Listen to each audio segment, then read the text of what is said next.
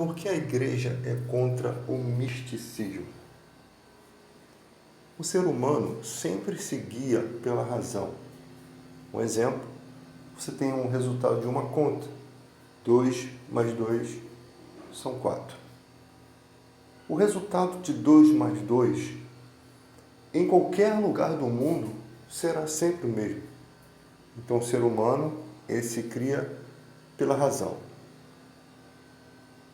Quando o homem não entende a razão na vida científica, na parte científica, ele supõe algo, mas essa palavra, essa suposição não pode fazê-lo afirmar que aquilo está exatamente correto. Teorias, né? Por isso que eles discutem as teorias, se baseiam em alguns achados, em algumas coisas, mas não deixa de ser uma teoria, não muda esse resultado. Não se chega a dizer que a teoria é uma razão absoluta. E muitas pessoas têm as teorias com razão absoluta. Elas trazem para si e discutem, debatem e continuam tolas porque aquilo é uma teoria. Quando você vai para a palavra de Deus, você percebe que os profetas no Antigo Testamento não tinham o direito de errar uma sequer profecia. Porque Deus, ele não pode errar. Deus é perfeito. Quando você diz que alguém é perfeito, isso significa que ele não erra. Perfeição.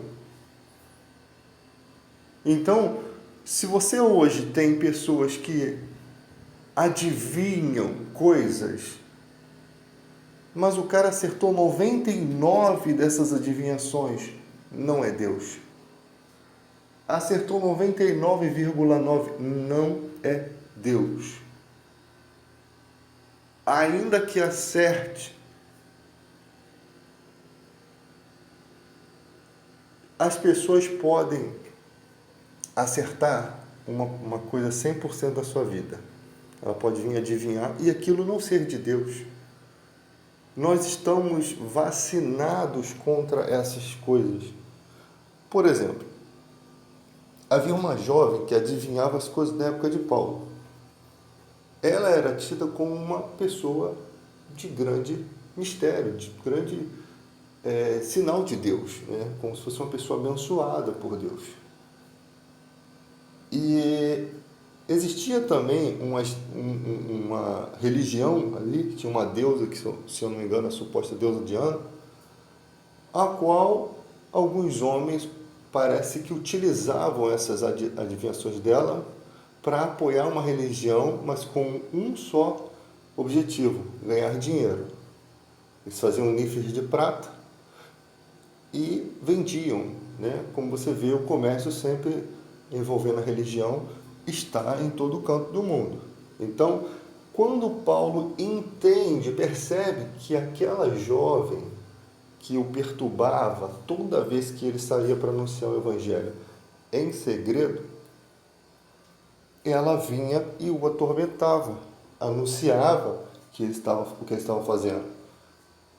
Entende uma coisa, Paulo não queria que isso fosse anunciado. Ele queria ser discreto, ele não queria que a palavra, que arrumasse problema naquela cidade. Era uma cidade idólatra. Ele queria ser discreto, ele queria conversar aos poucos. Não queria arrumar confusão. E aquela jovem vinha fazendo o contrário. Paulo percebe que era um demônio, porque toda vez que ele botava o pé para sair, a mulher já sabia que ele estava ali. Ela sabia, os demônios conduziam ela a estar ali, Paulo expulsa o demônio dela.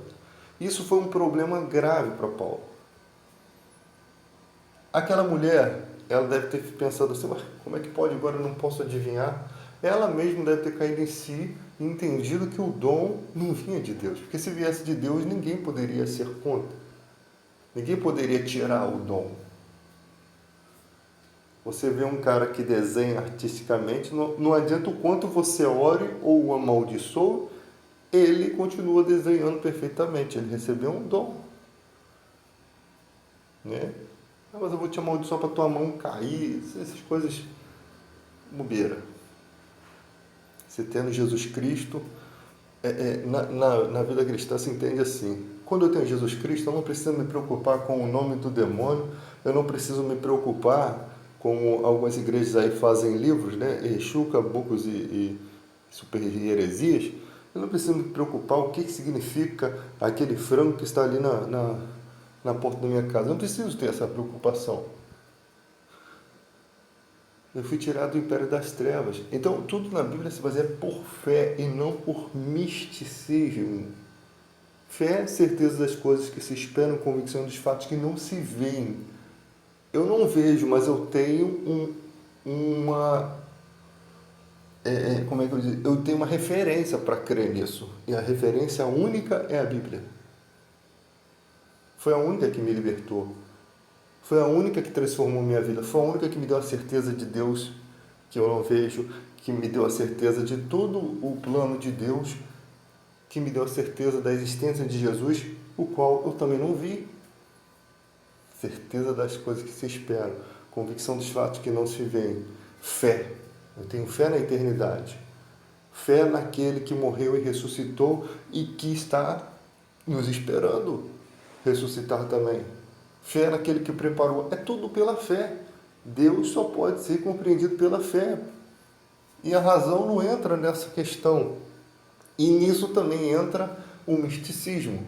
Fé não tem nada a ver com misticismo, porque fé é certeza. Não é suposição, não é dúvida. Deus não vejo Deus perdoando meus pecados. Eu posso não me sentir perdoado, mas eu acredito que nas Escrituras está escrito que Jesus é nosso advogado e Ele é a remissão dos nossos pecados. É fé. Mas o homem se baseia por teoria. A fé, ela te liberta de problemas espirituais. Um exemplo. Vamos supor que a sua avózinha aí que você ama, ela venha a falecer, né? Ela morre. E você, com aquela saudade, aquela tristeza, você é alguém vulnerável a adivinhações de pessoas malignas. Você é alguém vulnerável até mesmo se você começar a ouvir a voz da sua avózinha dizendo: eu estou bem, ou então ela dizendo: eu estou no inferno, ore por mim. A Bíblia não ensina em nenhum momento, pelo contrário, ensina contra a necromancia, que é a arte de consultar os mortos, é dar ouvido a essa voz. Ela é contra. Só que as religiões dizem: não, ela estava no inferno, depois ela foi para o purgatório, ela estava sofrendo, agora ela evoluiu.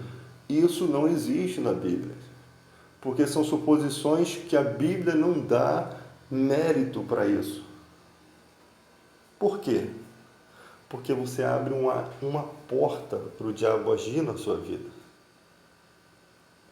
Nós temos que entender uma coisa: se você não crê em toda a Bíblia, da maneira que é, e ela é simples de compreensão, você abre portas para o mundo espiritual entrar na sua vida. Porque daquela pessoa que você está ouvindo vozes, se não vem de Deus, de quem vem? Se a Bíblia está afirmando para você que Deus é contra aquilo, como é que Deus lá no futuro vai fazer aquilo, vai começar a usar aquilo como maneira de falar com você, se antes ele abominava? Não tem lógica isso.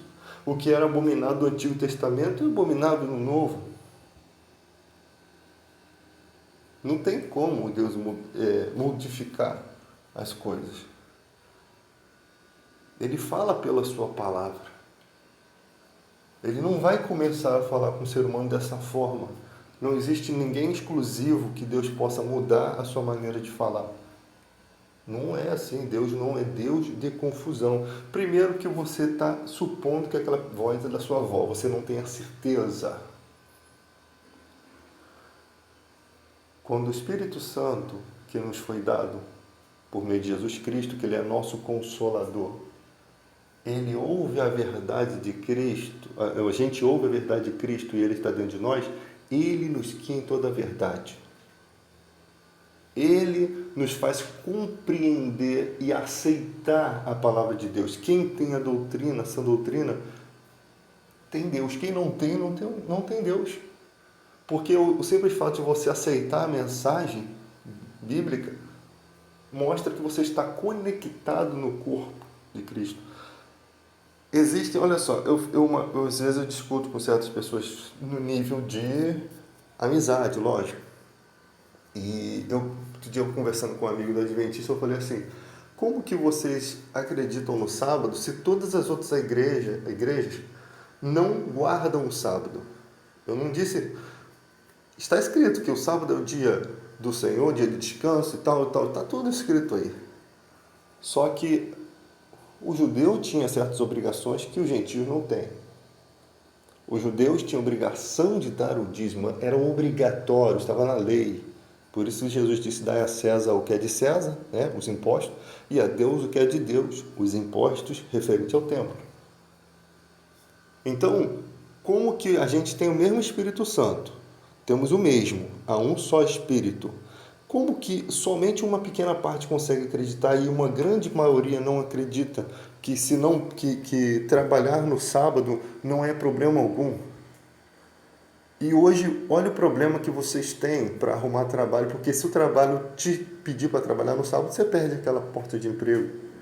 Em Israel não acontecia isso, porque até o patrão tinha que guardar o sábado. Como é que Deus vai exigir uma coisa que ele não tenha preparado para que se fosse cumprido? Imagina se isso acontecesse em Israel.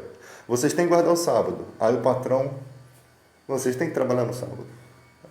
O cara ia falar, toda a civilização de Israel ia falar, não, negativo. Nós temos o sábado na nossa lei. O que aconteceria? Um movimento total dos trabalhadores e ninguém ia trabalhar mais no sábado. Porque isso é mexer com os governos. Então, para prevenir, o sábado se tornou lei para todos. Lei para todos. Deus não ia fazer isso com você entrando no século XXI, gente. Sendo que você sabe que o teu patrão não segue a mesma fé que você. Então, é diferente nessa questão. E outra coisa, se você fizesse alguma coisa no sábado, você seria apedrejado. Você seria julgado conforme a lei, né? Então Deus não trabalha com misticismo. Aquela jovem que adivinhava as coisas, ela estava conectada a uma falsa religião. Ou seja, todo milagre feito apoiando falsa religião não vem de Deus. Os milagres têm que estar baseados nas Escrituras.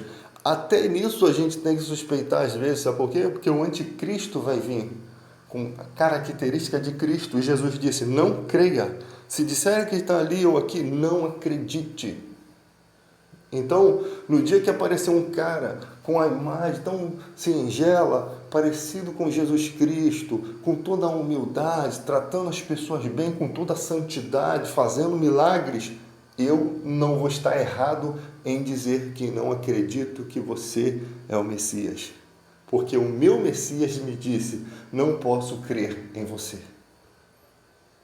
Porque se a gente não se firmar no que diz as Escrituras, a gente vai se perder. Então, olha só a que ponto chega.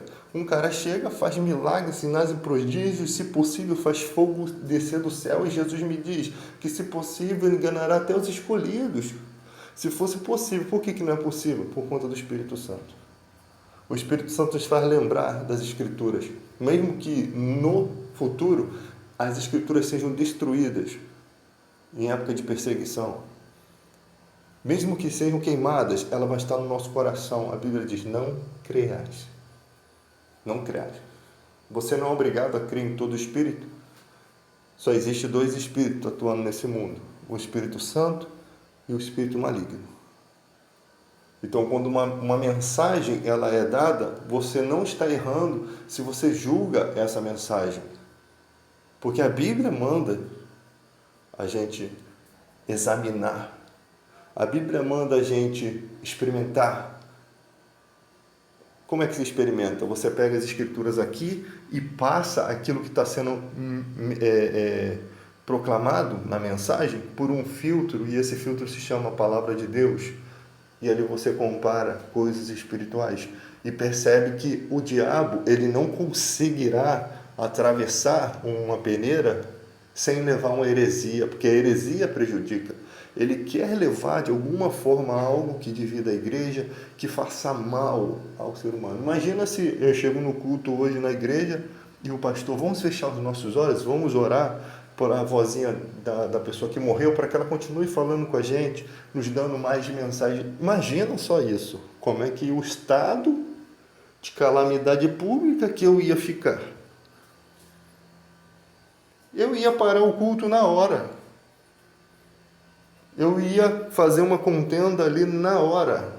Não tem chance de isso passar dentro da igreja, porque isso se chama zelo apostólico, zelo de um servo de Deus. Não teria como, porque é uma coisa muito grave. É diferente do pastor errar uma palavra em português e você ter levantar, o pastor, está errado, corrigir isso. Isso está errado, você foi ignorante, né? Mas quando se trata de coisas gravíssimas, imagina se eu estou pregando lá e falo uma bobeira dessa, o pastor toma na hora o microfone da minha mão. Poderia ser ao inverso, eu tomaria o microfone da mão do pastor, sim. Na casa de Deus, a autoridade, ela se dá enquanto se mantém a verdade. Se uma mentira entra, olha que Paulo diz, se ainda eu, ou um anjo descer do céu, vos pregar um evangelho diferente que anunciei, considere anátema, considere maldito. Ou seja, eu sou maldito se eu estiver pregando um evangelho que vá contra as Sagradas Escrituras. Então, não me dê crédito se eu não estiver pregando uma verdade. Porque, imagina Paulo, perseguidor da igreja, como que foi aceito a sua destra de comunhão? Foi comprovado. O Espírito Santo mostrava que Paulo não estava enganando. No início eles desconfiaram. Esse cara está armando para a gente, como é que pode? Eles não acreditaram no poder de Deus, mas depois se percebe. Paulo passou a ser perseguido, passou a ser ferido. E as feridas dele mostravam, era notório que aquele homem tinha sido transformado. E Deus modificou a vida dele de tal forma que ele foi o único cara que, assim como Pedro andou sobre as águas, Paulo foi o único cara que foi arrebatado ao terceiro céu, viu o trono de Deus, viu coisas inefáveis. Foi capacitado por Deus, teve um espinho na carne que evitava a sua soberba, mas que o fazia ser cada vez mais valente com as suas fraquezas. Quando sou fraco, sou forte, disse ele. E ele vai transmitindo isso para a igreja e a mensagem dele, até hoje, funciona em qualquer canto do mundo. Esse é o evangelho verdadeiro, de perfeição. Qualquer mensagem, você pode pregar esse evangelho lá no país onde tem fome. Agora, leva essa teologia da prosperidade em países que tem fome. Ainda que ela viesse funcionar, eu te digo, ela não é de Deus. Não é porque às vezes a coisa funciona que as coisas são de Deus. As coisas têm que funcionar em todo canto, porque o evangelho é universal. E outra coisa, ela tem que ser aceita por todos os cristãos.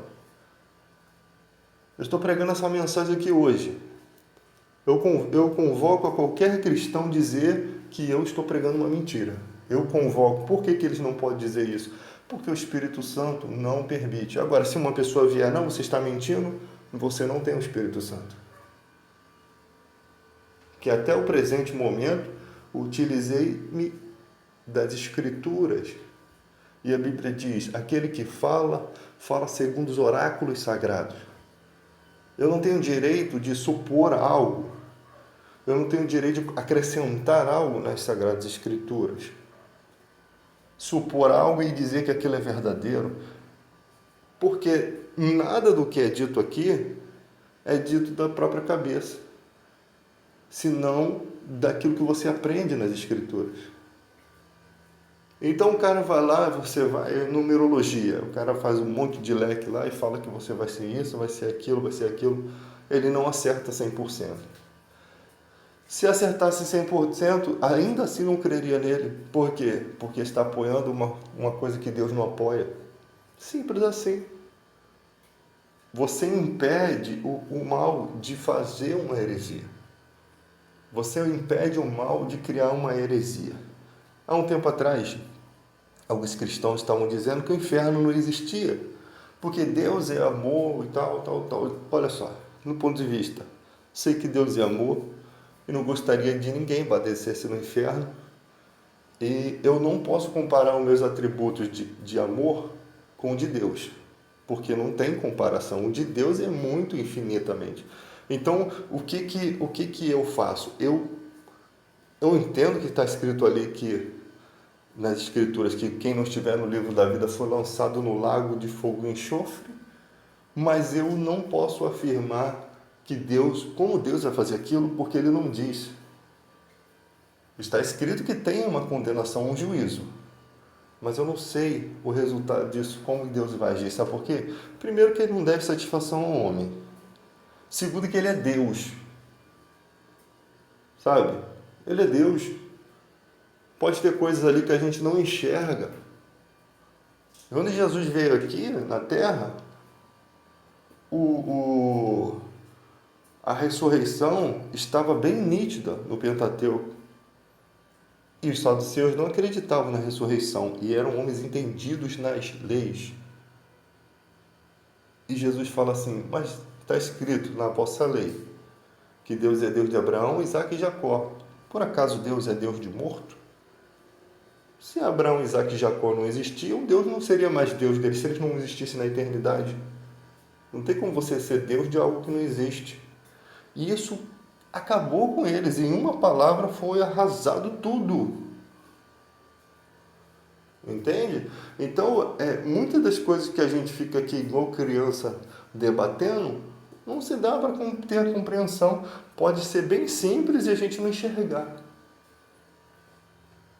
Então, quanto à questão de se adorar a Deus, de se buscar a Deus, a Bíblia diz, sem santidade ninguém verá o Senhor, gente. Sem santificação ninguém verá o Senhor. E a única maneira do homem se preparar nessa santificação, não que o homem seja perfeito, é tendo o Espírito Santo.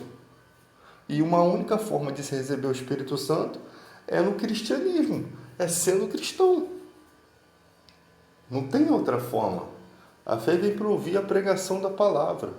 O Espírito Santo é enviado para aqueles que amam a Jesus, que são os que andam segundo a sua vontade, que carregam a sua cruz, que entram pela porta estreita, pelo caminho apertado. São poucos os que acertam com esse caminho. Então você não vai ver muito crente de verdade. São poucos. Então é muito capaz da maioria estar errada e a minoria às vezes está certa. Não são chamados muitos de nobre nascimento, disse Paulo. Olha para a igreja. Olha quantos milionários tem dentro da igreja. Desde aquela época até hoje, não são muitos de nobre nascimento.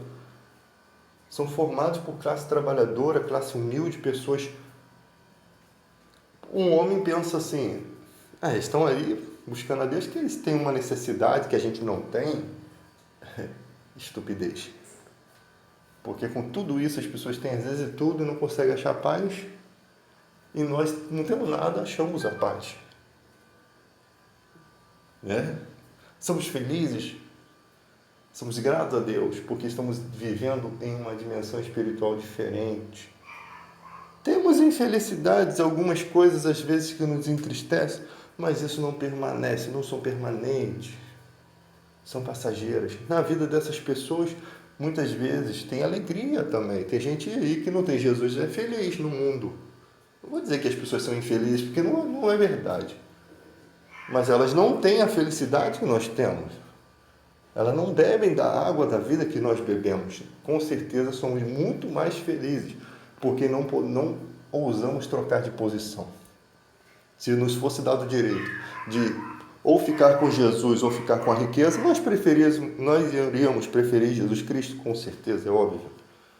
Não tem nem discussão nesse nível. Como que você seria 20 anos sem Jesus? Como você seria 30 anos sem Jesus? Depois de o ter conhecido, seria complicado.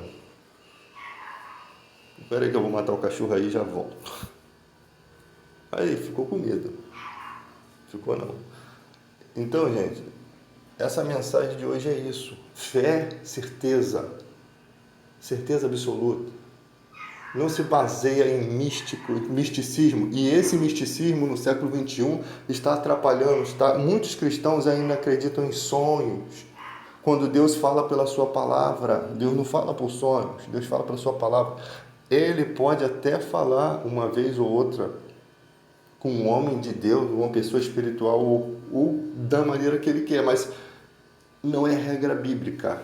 A regra bíblica é que Deus fala pelas Escrituras nesses últimos dias, e isso está lá em Hebreus. Que antigamente Deus falava aos profetas de muitas maneiras, mas que nesses últimos dias falou pelo Filho, ao qual é herdeiro de tudo.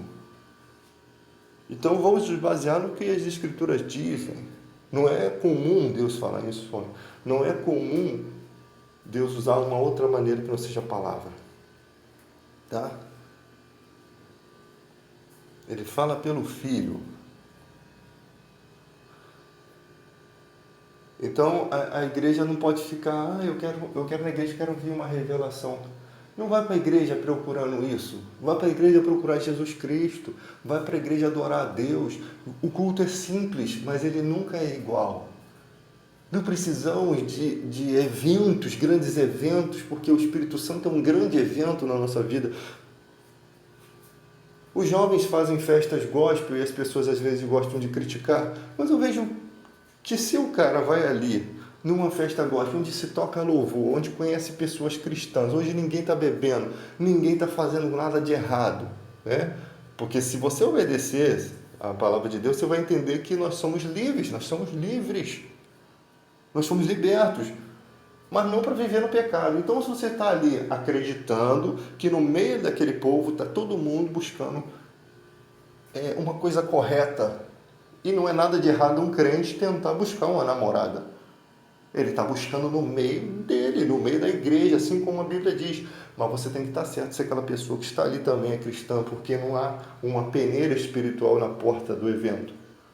Você vai ter que saber. Mas só o fato de você não estar ali não ter bebida, você está ali não ter gente do mal, você está ali não ter gente que arrume confusão, já é uma grande coisa.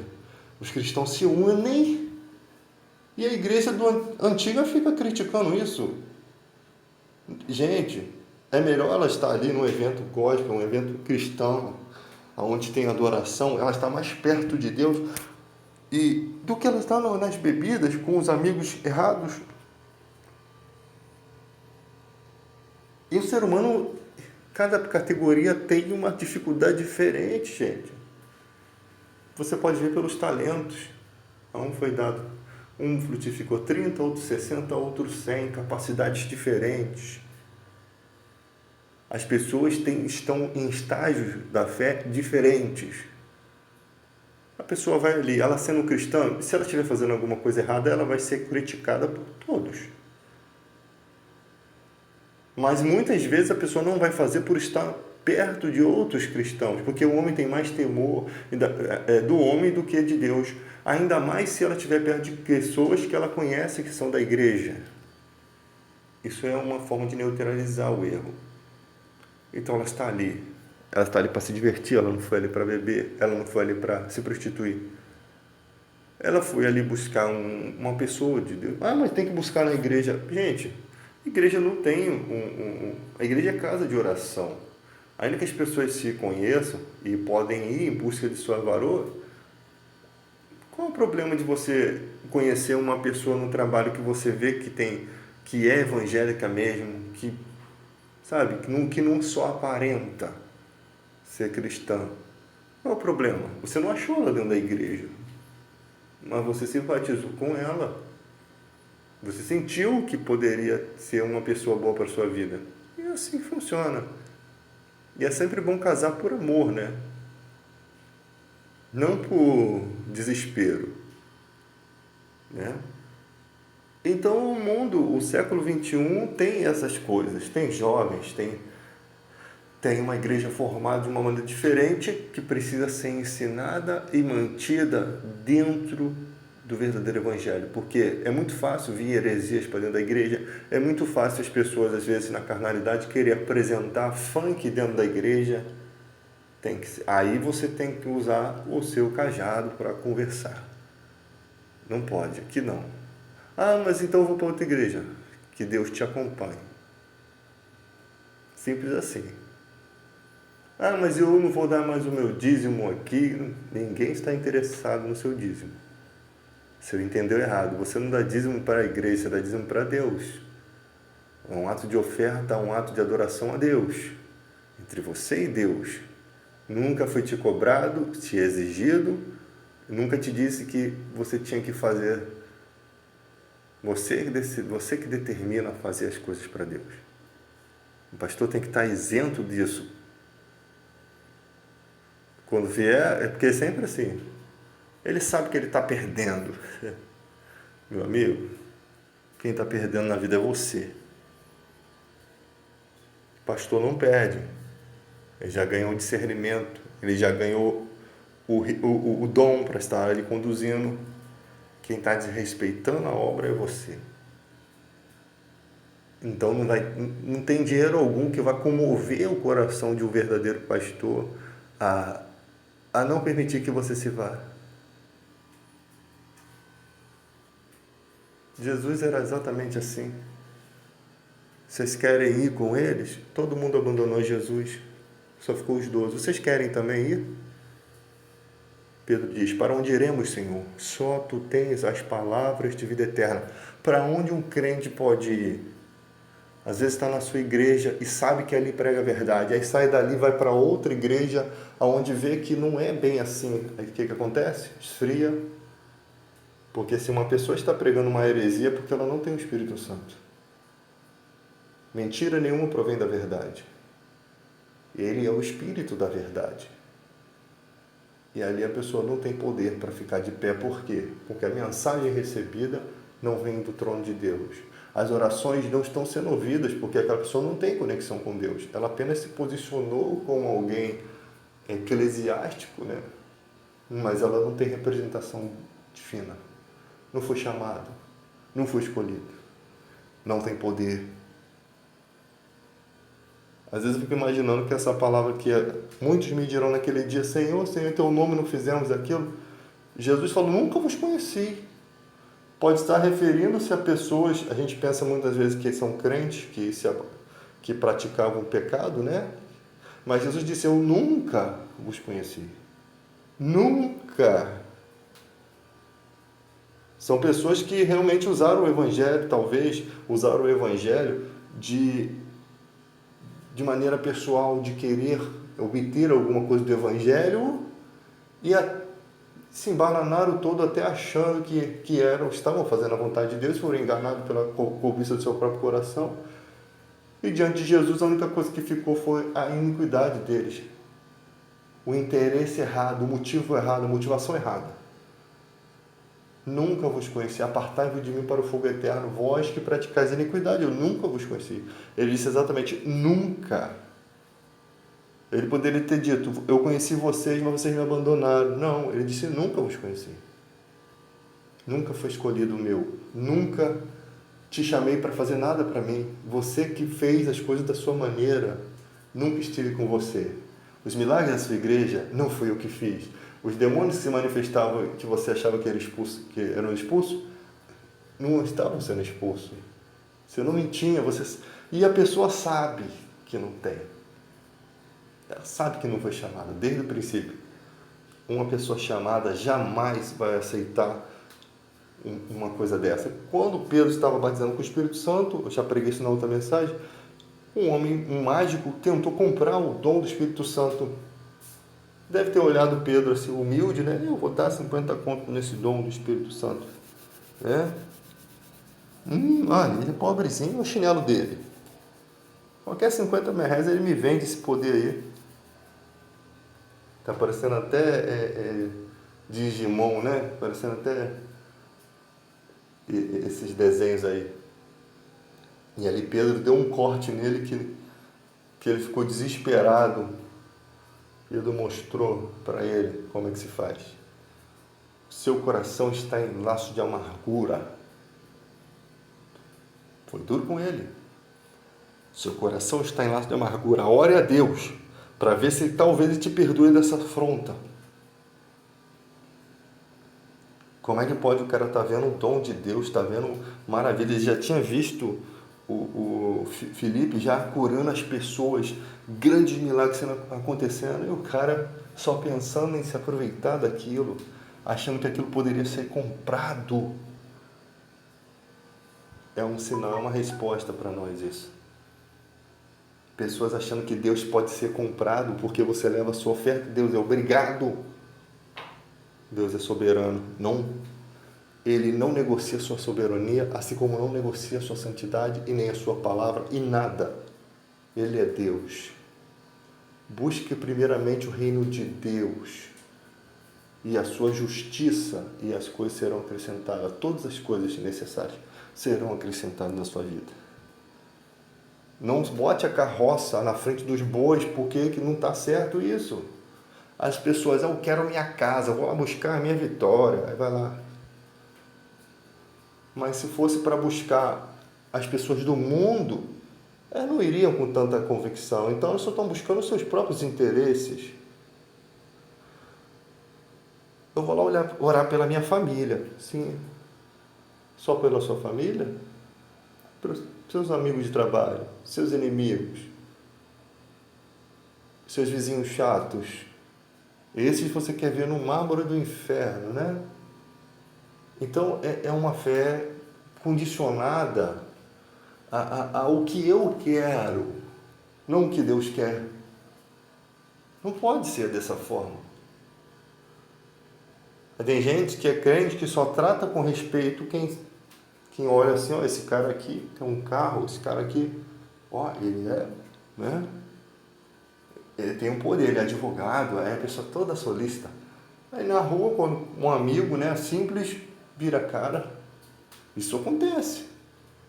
Pessoas com interesses escusos no coração.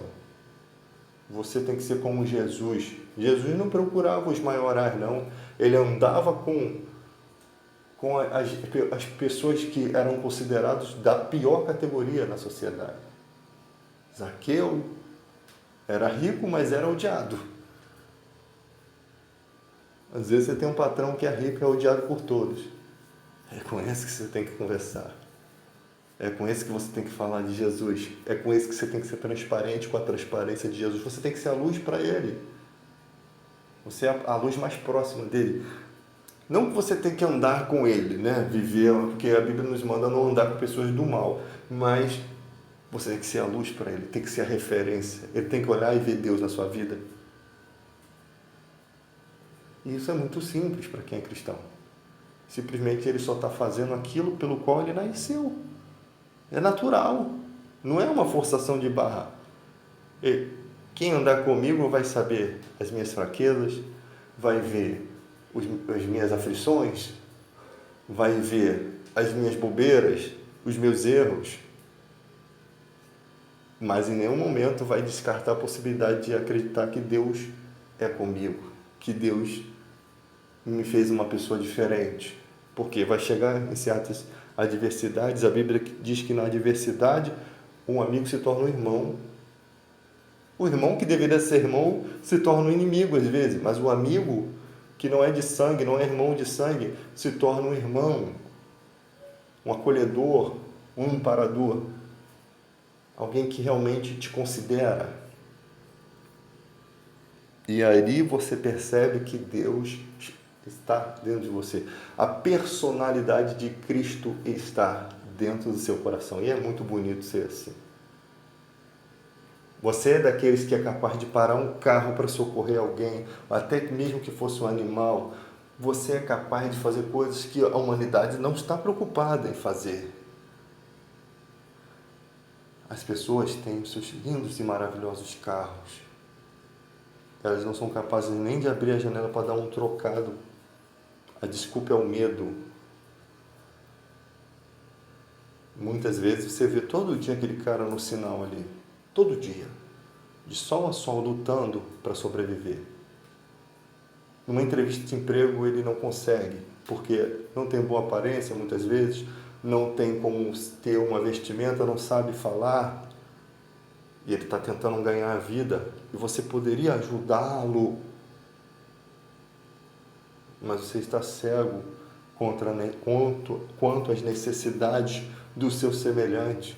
Você está como aquele homem rico que via Lázaro aos pés, comendo as migalhas da mesa, e você se levanta da mesa, aí ele vai comer as migalhas, deixa ele aí, pelo menos não vai morrer de fome.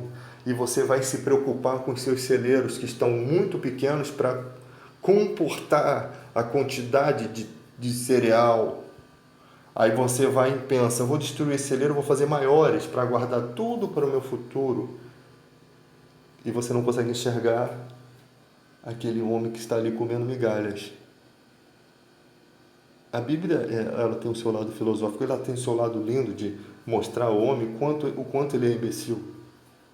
Desculpa o termo, mas é esse mesmo. O quanto ele é miserável. E ele não compreende que ele é miserável. Afinal, eu estou trabalhando, eu estou fazendo a vontade de Deus, eu estou cuidando da minha família. Se você só ama os que te amam, você não está fazendo nada de importante. Jesus ensina isso.